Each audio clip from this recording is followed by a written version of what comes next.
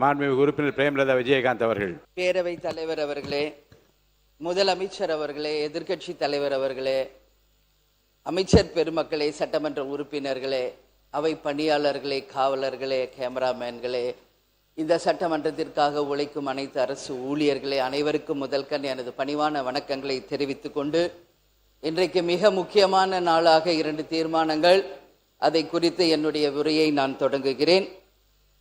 மத்திய அரசு இதுவரை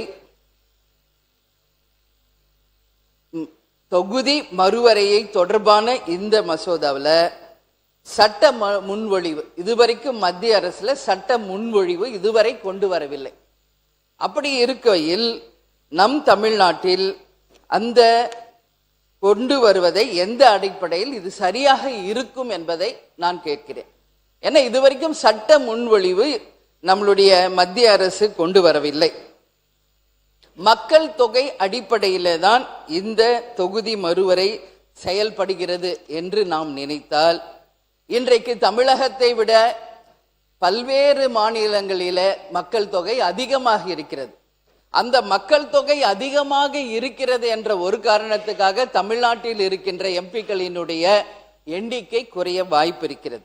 எனவே மத்திய மாநில அரசுகள் இரண்டும் கலந்து எல்லா மாநிலங்களுக்கும் 50% நாடாளுமன்ற உறுப்பினர்கள் எண்ணிக்கையை கணிசமாக உயரும் வகையில் சமமாக கொண்டு வர வேண்டும். அப்பொழுதுதான் தமிழ்நாட்டிலும் நம்மளுடைய எம்பிக்களுடைய எண்ணிக்கை உயரும் என்பதில் மாற்று கருத்து இல்லை.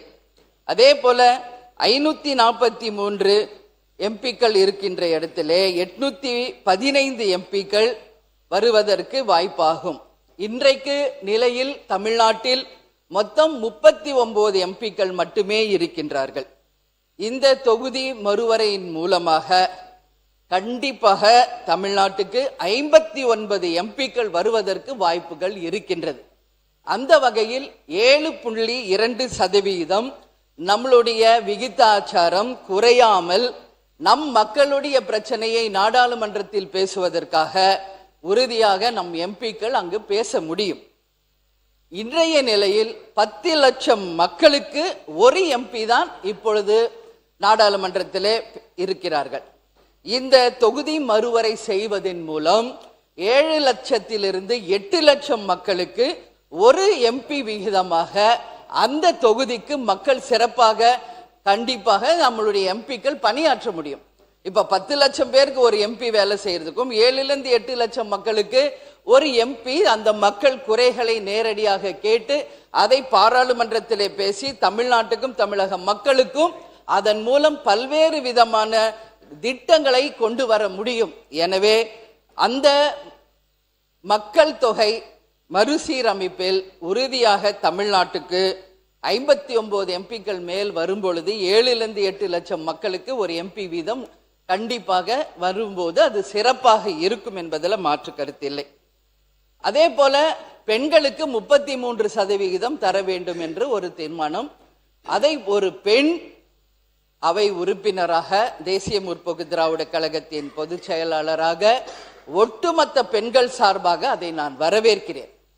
ஏற்கனவே புரட்சி கலைஞர் கேப்டன் அவர்கள் இருந்த பொழுது 33%க்காக மாபெரும் ஒரு பெண்கள் மாநாடு நடத்தி பெண்களுக்காக ஒரு சீருடையை கொடுத்து பெண்களுக்கு மரியாதை கொடுத்தவர் இந்த அவையில் எதிர்க்கட்சி தலைவராக இருந்த கேப்டன் அவர்கள். அந்த வகையில் பெண்கள் தான் இந்த நாட்டின் கண்கள் என்பதில் யாருக்கும் எந்த மாற்று கருத்தும் கிடையாது. இங்கே இருக்கின்ற ஒவ்வொரு உறுப்பினருக்கும் நிச்சயமாக பேக் போன் யாருன்னா பெண்கள் தான். அந்த பெண்கள் நிச்சயமாக அரசியலிலும் கோலோச்ச வேண்டும். இன்னைக்கு எல்லா இடத்திலும் பெண்கள் மிக சிறப்பாக பணியாற்றி கொண்டிருக்கும் பொழுது அரசியலிலும் மிகப்பெரிய அளவில் பெண்களை ஊக்கப்படுத்தும் நம்மளுடைய கட்சிகளுக்கு என்னுடைய நன்றிகளை இந்த நேரத்தில் தெரிவித்துக் கொள்கிறேன். இந்த அவையிலும் மேக்சிமம் லேடிஸ் இருக்காங்க. ஸோ அதை முதலமைச்சர் அவர்களுக்கு நிச்சயமாக இந்த நேரத்தில் பெண்கள் சார்பாக நான் நன்றி சொல்லும். இன்னும் இந்த விகிதாச்சாரம் அதிகமாக வேண்டும் என்பதையும் இந்த நேரத்தில் நான் கேட்டுக்கொள்கிறேன்.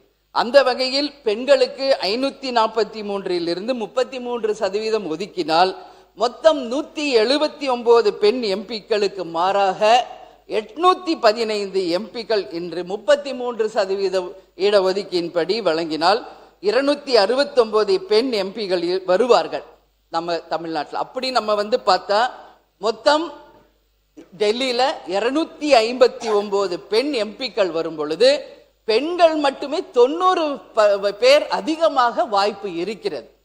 அதனால நிச்சயமாக இந்த 2 தீர்மானங்களிலுமே ஒன்று, மத்திய அரசு சட்ட முன்வடிவு கொண்டு வர வேண்டும். அதற்கு பிறகுதான் தொகுதி மறுசீரமைப்பை பற்றி நாம் ஆய்வு செய்தால் சிறப்பாக இருக்கும் என்ற என் கருத்தை கூறுகிறேன்.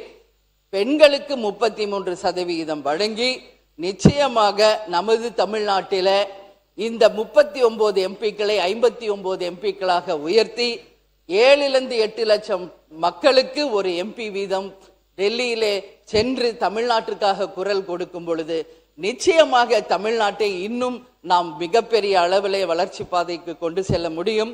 மக்களுக்கும் மத்திய அரசின் மூலம் கிடைக்க வேண்டிய பணிகளும் திட்டங்களையும் கொண்டு வர முடியும்.